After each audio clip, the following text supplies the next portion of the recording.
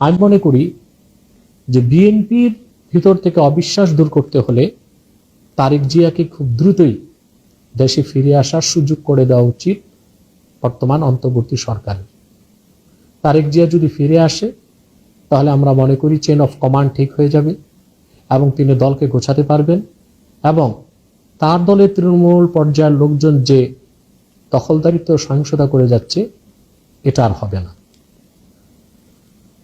অবশ্য বলা হচ্ছে যে তারেক জিয়ার পাসপোর্ট নেই এবং তিনি সাজাপ্রাপ্ত একজন ব্যক্তি, কিন্তু আমি মনে করি যে নির্বাহী আদেশে তারেক জিয়ার সাজাকে মওকুফ করা যেতে পারে এবং বর্তমান সরকার ব্রিটেনে বাংলাদেশের যে এমবাসি আছে তাদেরকে বলে তার পাসপোর্টের ব্যবস্থাও করে দিতে পারে।